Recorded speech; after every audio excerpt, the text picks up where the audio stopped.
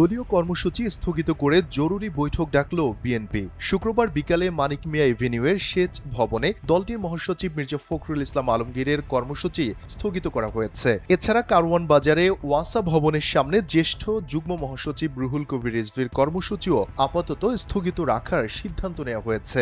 শুক্রবার দুপুরে বিএনপির দায়িত্বশীল সূত্রে জানা গেছে, দলীয় গুরুত্বপূর্ণ ও জরুরি পরিস্থিতি বিবেচনায় এই সিদ্ধান্ত গ্রহণ করা হয়। একই সঙ্গে শুক্রবার রাত 8:30টায় গুলশানে চেয়ারপারসনের রাজনৈতিক কার্যালয়ে স্থায়ী কমিটির এক জরুরি বৈঠক ডেকেছে বিএনপি।